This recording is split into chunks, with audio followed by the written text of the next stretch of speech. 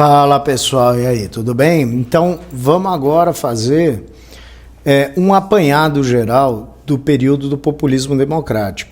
Lembrando o seguinte, como eu já disse em sala de aula, é necessário lançar um olhar um pouco mais cuidadoso para o governo Dutra. Por quê?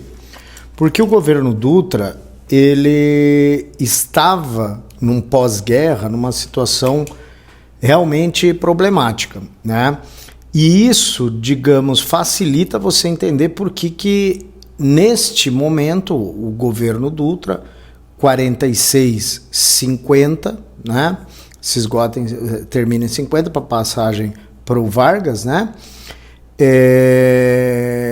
Você vai ter uma crise se instalando, uma tentativa de adotar medidas econômicas que o governo funcionaria como uma espécie de indutor, né? Ou seja, aí você já pode ver algumas ideias que vão ser mais desenvolvidas, vão ganhar uma firmeza nos próximos governos pós-Dutra, tá? Então, essa crise econômica faz com que o Vargas consiga, de novo, um apoio importante na eleição. E isso faça com que ele desponte como preferido, né? Então, na campanha para a presidência de 1950, ele alega que já tinha conduzido o país, já sabia como tirá-lo dessa situação de crise. Ele vence com tranquilidade a eleição e assume o governo tentando, e isso é importante, neste segundo governo Vargas, eleito por voto direto, diferente dos outros, né? 30 revolução, 34 eleição indireta, 37 golpe do Estado Novo. 45 tiram ele do poder e agora ele está voltando por voto popular direto, né? Então, o que vai acontecer? Ele vai tratar de usar os mesmos elementos que ele já tinha, que ele já conhecia, que ele já utilizava até 45, e ele vai, de certa forma, encontrar um outro país, onde as lideranças sindicais já eram outras, em alguma medida, certo? Você tem uma transformação do país, novos ares acabam se estabelecendo em relação à ideologia, à política, à prática política, e isso, de certa forma, já indica as problemáticas que o Getúlio Vargas vai enfrentar. Então, ele tem que enfrentar uma crise econômica com as ferramentas, algumas delas de aproximação da população, e isso vai se mostrar ao longo do tempo, até 54, relativamente problemático. O que vai acontecer? Basicamente, falando de maneira muito genérica, vocês têm os textos para se aprofundar um pouco mais, mas o Getúlio Vargas vai tentar o desenvolvimento da economia, digamos, um fôlego maior da economia baseado na indução direta do Estado para que essa economia engrenasse e, portanto, vai ser implantado uma espécie de desenvolvimento com viés nacionalista, em alguns casos. Por exemplo, no petróleo vai ser essa a grande pedra de conflito entre os grupos. Então, essa implantação desse viés nacionalista vai incomodar muito esse mundo pós-Segunda Guerra Mundial, ou Guerra Fria, que tem uma escalada de tensão entre os dois blocos e você tem, digamos, um avanço do pré-julgamento dos governos populistas. Então Vargas vai pegar nessa década de 50 exatamente esse momento em que, ao tentar dar prosseguimento à sua política populista com as características varguistas, ele já encontra mais resistência.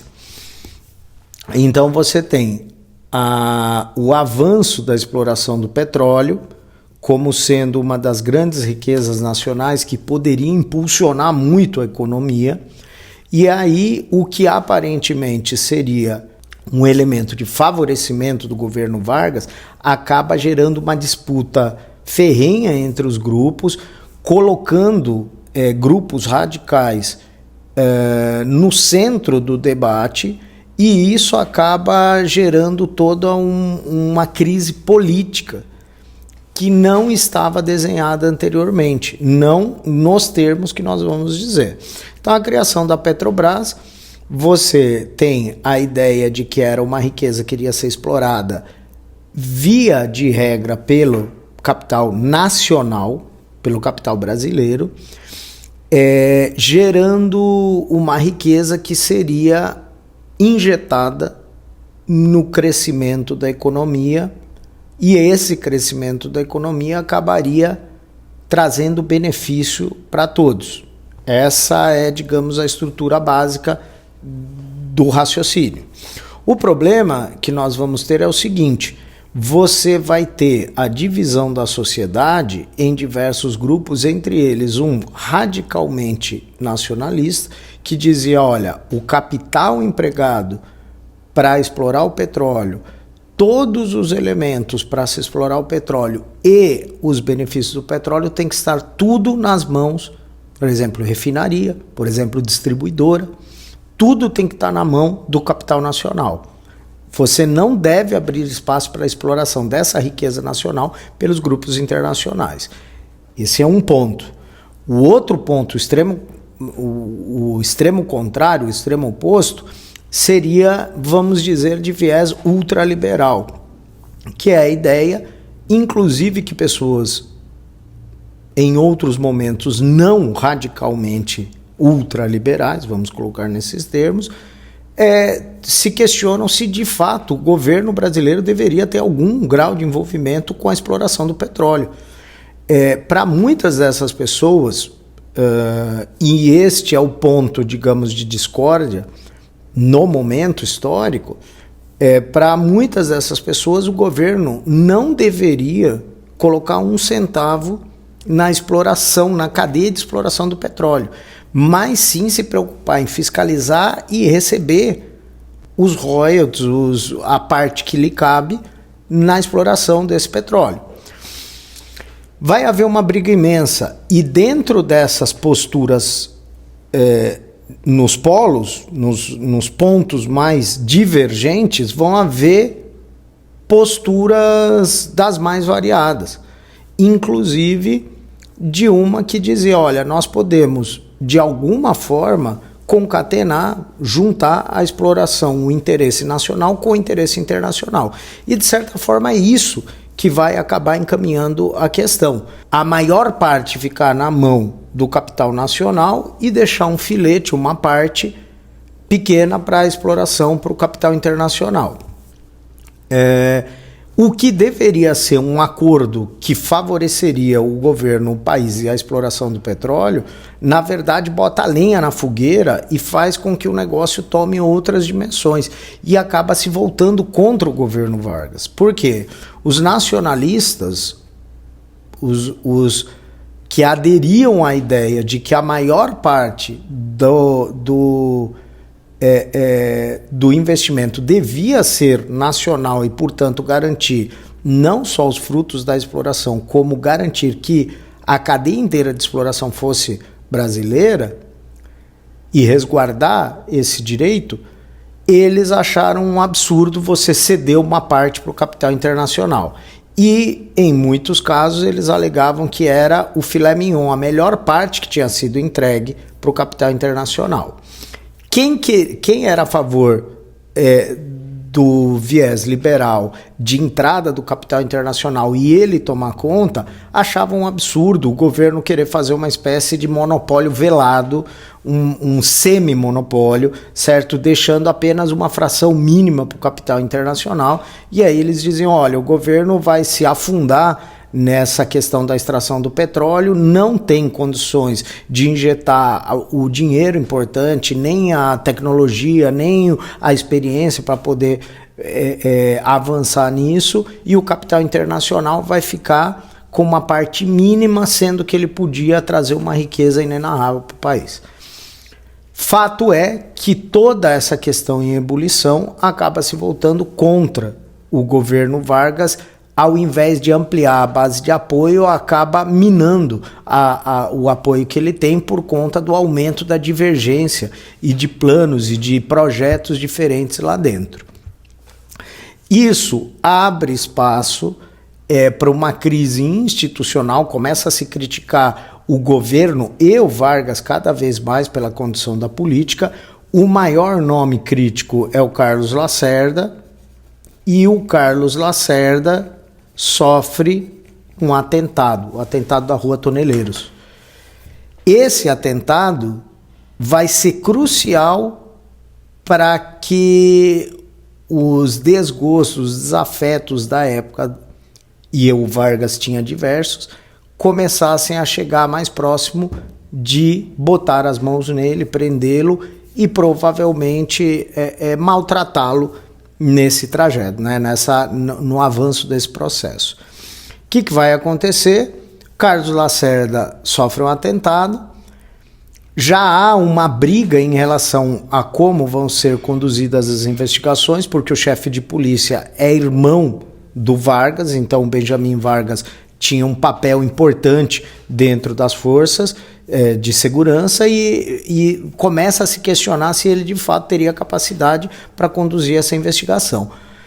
No atentado, erram o Carlos Lacerda e ferem mortalmente o Rubem Vaz, major da aeronáutica, de caráter conservador, alinhado aos grupos antivarguistas. Então, a aeronáutica, vendo a situação e não muito simpático ao Vargas, vai conduzir uma investigação particular para tentar chegar aos responsáveis. Fazendo uma investigação que tenta ligar os pontos, consegue-se chegar ao pistoleiro, do pistoleiro ao mandante, do mandante a um determinado nome que vai acabar sendo envolvido nas investigações por vários apontamentos que esse mandante do assassinato do Carlos Lacerda, que acabou dando errado e vitimando o Rubem Vaz. Este sujeito é o segurança pessoal responsável pela guarda pessoal do Vargas, Gregório Fortunato.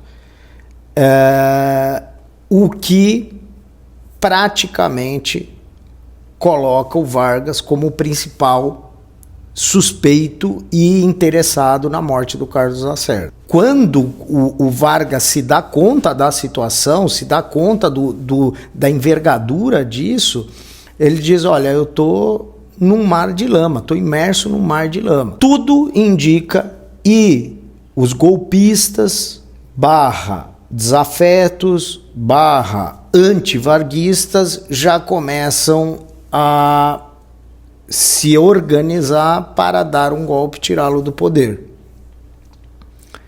É nesse cenário que vem o suicídio do Vargas. E, como disse Tancredo Neves, ministro e depois presidente eleito do Brasil, não chegou a tomar posse porque faleceu um pouco tempo, alguns dias antes, ele vai dizer: olha, o golpe de 64 era na verdade para ter sido em 54, mas o suicídio e a carta-testamento do Vargas, que foi explorado pelos grupos varguistas legalistas, acabou gerando uma comoção de dimensões titânicas. E você só vai ter uma noção disso ao ver as imagens, tanto as fotografias quanto os vídeos, que tem raros filmes feitos naquela época, que mostram um mar de gente em desespero pelo suicídio do Vargas.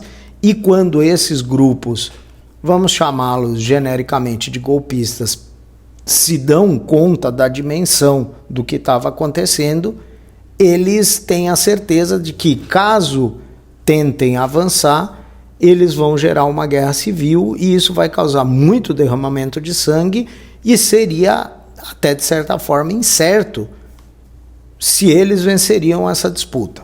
De tal forma que, durante meses, você vai ter o vice assumindo, você tem a substituição desse vice por conta de motivos de doença, chega-se ao presidente do Senado, né, ao líder do Senado, assumir a frente do governo, porque, na verdade, quando você analisa as fontes, fica bem evidente que eles queriam resolver o problema, alguns não de maneira tão poética, mas tinham interesse em solucionar o problema do momento, entretanto não queriam se queimar e muito menos tentar um golpe e ir preso caso o golpe não desse certo. Então você tem todo um conflito de interesses, de grupos que se degladiam para ver o que aconteceria, e nenhum grupo aparentemente tinha condições de assumir a frente da questão e resolvê-la.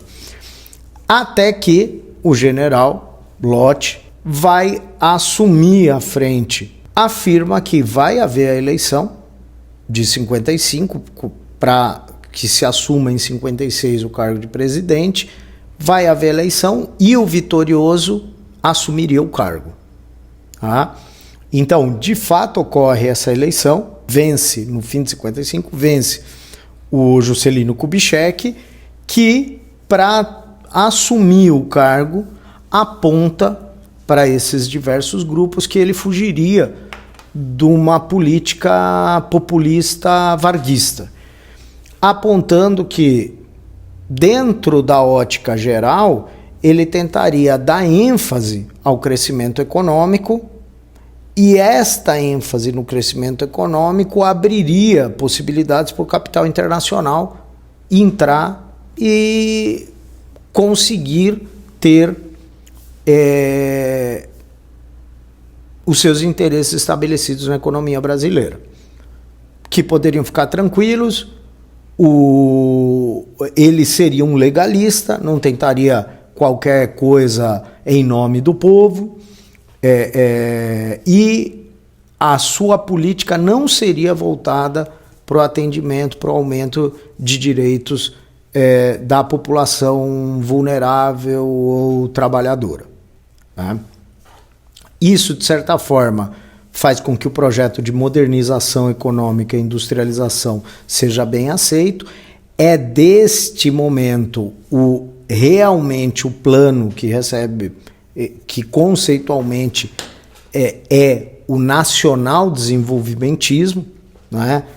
Que de certa forma tinha sido desenhado no período anterior, mas que ganha a centralidade no governo JK, inclusive para poder se manter de maneira estável no poder. Então, o JK dá ênfase ao crescimento econômico, à modernização econômica, à industrialização.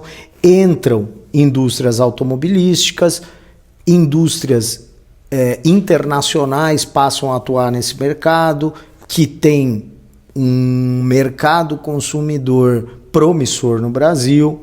Você vai ter o plano de metas que busca resolver a questão de transporte, de infraestrutura básica, né? O transporte está subentendido nisso, mas de infraestrutura necessária para o aumento da economia, aumento de circulação de mercadorias e também aumento de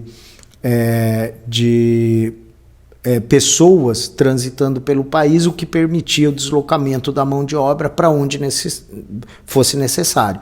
O que veremos é que em breve isso vai alimentar, por exemplo, a construção de Brasília, gerando uma imensa massa de trabalhadores que vai trazer também um problema colateral para a economia brasileira. O símbolo é a ideia da modernidade, da construção, da gestão à frente do seu tempo, tanto é que tem o célebre a célebre expressão 50 anos em 5. O mote do governo seria esse. Um avanço de 50 anos numa gestão de apenas 5 anos. Muitos historiadores da área da economia, economistas, etc., brincavam que era, na verdade, 50 anos em 5 com 500 de inflação. Por quê? Porque você injetar uma massa salarial rapidamente no país sem ter preparado antes o aumento da produção, a diminuição de custos, permitindo a manutenção média dos preços neste primeiro momento, você ter um abastecimento, uma circulação de mercadoria que permitisse a esses novos grupos ter dinheiro e ao mesmo tempo não criar uma pressão inflacionária.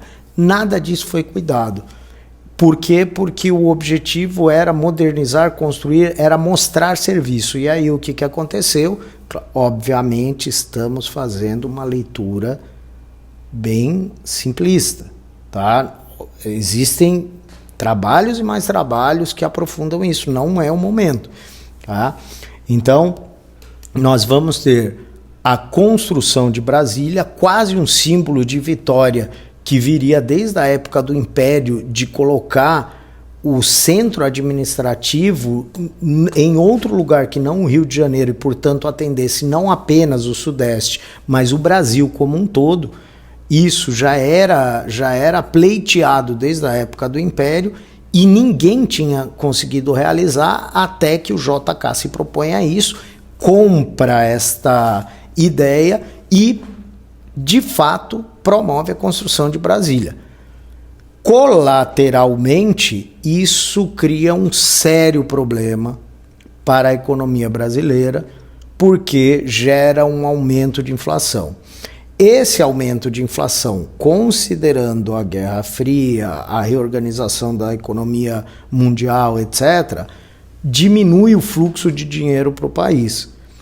E isso faz com que exista até uma questão meio teatral, apoio dos organismos internacionais, o FMI, por exemplo, e que, na verdade, quando o FMI coloca as regras, o JK faz uma questão meio justificando que isso seria inadmissível e assim por diante, acaba se afastando, rompendo com o FMI, e na realidade você tem graves problemas para sustentar esse salto, esse aumento de salário, esse salto de modernidade que não resolveu os gargalos anteriores.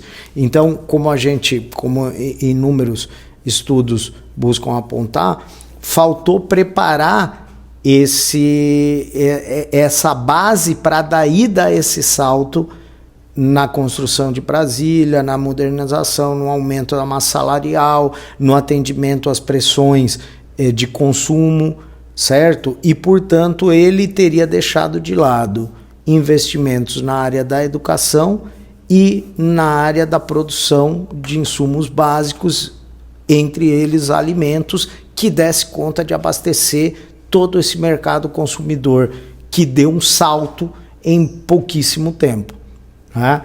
Então, isso vai gerar uma crise gigantesca, e como você está dentro de uma linha de populismo ainda que não varguista, mas populismo eleito, portanto, populismo democrático, né? Você vai ter uma figura meteórica na política, que é o Jânio Quadros, alguém que você, desconhecido para aquele momento, era político, mas a marca política dele era o conservadorismo, de certa forma moralista, e ele vai vir com esse discurso de limpeza higienista, de limpeza da prática política, dizendo, olha, eles enganam vocês, porque eles falam que vão governar para os pobres, mas na verdade eles estão sacrificando os pobres ao longo do tempo para se manter no poder. Eu não vou fazer isso. eu vou mostrar para vocês o que eu estou fazendo, nós vamos fazer aos poucos, e aí ele vem com um discurso que na verdade apresenta um projeto de crescimento econômico mais voltado para o desenho liberal do que nacionalista. E na realidade, como apontam alguns estudos, ele vai tentar fazer uma política econômica autônoma, o que para a época é absolutamente insano, tendo em vista que você está no meio da Guerra Fria. Então, basicamente, o que ele queria era o seguinte, a ideia era vamos ganhar dinheiro, expandir a economia e tanto os ricos quanto os pobres vão via reboque. Nós vamos beneficiar a todos através do crescimento econômico pelo aumento da produção com venda para o mercado exterior. Aí você vai dizer, bom, então vai atender a mais países do bloco capitalista. Parte do projeto era esse, mas parte do projeto era atender a quem não consumia, portanto o bloco socialista, o que na Guerra Fria é absolutamente insano. Então é através desse viés econômico que você tem que entender, por exemplo, a condecoração que ele dá para o Che Guevara. Na verdade, era apenas um subterfúgio para se aproximar dos mercados consumidores do bloco socialista, que, se você parar para pensar, é uma saída, de certa forma, muito interessante. Não fosse o cenário político-ideológico internacional da Guerra Fria. Então, o que vai acontecer? Quando ele começa a ter... Ele era chamado de histriônico, porque ele fazia uns negócios, ele fazia um discurso pelo moralismo, contra a falta de moral, porque na versão dele, a falta de moral estava junto da falta de caráter, a falta de moral mais a falta de caráter eram os desvios tinham a ver com a corrupção tinha a ver com tudo isso, e no final ele acaba aprovando medidas que a população toda fica sem entender exatamente qual é a importância disso, tendo em vista uma crise monumental que parece não se resolver. Proíbe a briga de galo, proíbe biquínis na praia e proíbe lança-perfume. Então, claro que isso está alinhado com parte do eleitorado dele, que é mais conservador moralista, mas isso não dava conta do todo, ainda mais com ele fazendo essas nuances, atendendo, se aproximando com o bloco socialista. Então, o que vai acontecer? Ele vai traçar um plano, o vice dele, que é o Jango, considerado de esquerda, lembrando que esse considerado é mais considerado que de fato sendo, e enviam ele para tentar abrir esse mercado consumidor na China.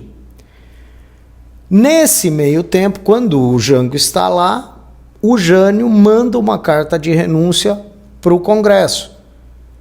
Imaginando, se soube anos depois, ele deu entrevistas ao longo do tempo, e também um neto dele chegou a dar entrevistas próximo ao falecimento dele, em que ele teria dito nesse meio tempo que o grande equívoco da vida dele tinha sido essa jogada política, porque ele imaginava que, ao ver o Jango lá, o Congresso não aceitaria, lhe daria plenos poderes, uma carta branca para ele poder fazer o que ele quisesse, ele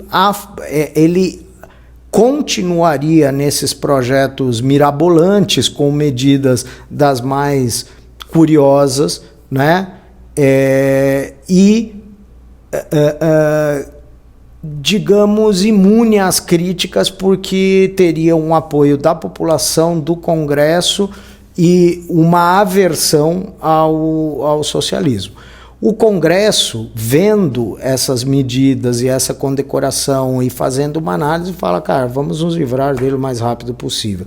E aceita a carta de renúncia.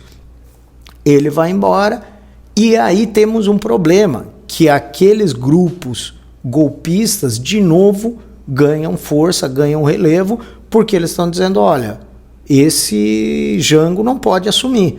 E aí há um momento grave dessa volta do Jango, com pressões para que ele não assumisse.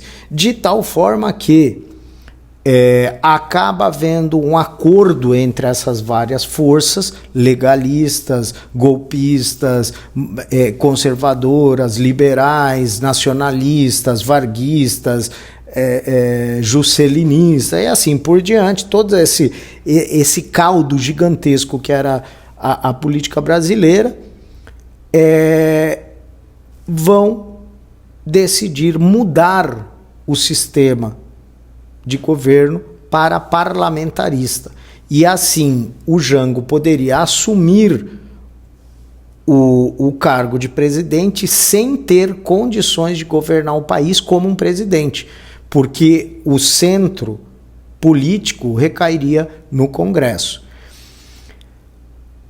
Vamos fazer um corte de tempo, porque, na verdade, nós sabemos que isso não funciona. Os problemas não se resolveram, em muitos casos se agravaram, o Congresso se mostrou absolutamente incapaz de dialogar com frações gigantescas da sociedade. Isso explica, por exemplo, porque no plebiscito que já estava previsto para 63, o plebiscito deu vitória ao presidencialismo. Por quê? Porque o parlamentarismo não tinha sido, de fato, um projeto nascido do interesse da sociedade brasileira. Tinha sido uma maneira de você não ter uma quebra, não ter um governo de exceção, impedindo que o vice assumisse o poder. O vice, que passa a ser o presidente, o Jango, tem todo um projeto que busca retomar. Ele vinha do grupo varguista e, portanto, tem um projeto de retomada daquele tipo de política em que se fia mais no apoio da população. Consegue, com estes acordos com grupos, hoje chamamos vulneráveis, mas com grupos empobrecidos e trabalhadores e simpatizantes ao nacionalismo, ele imagina que este apoio será o suficiente para se manter no poder.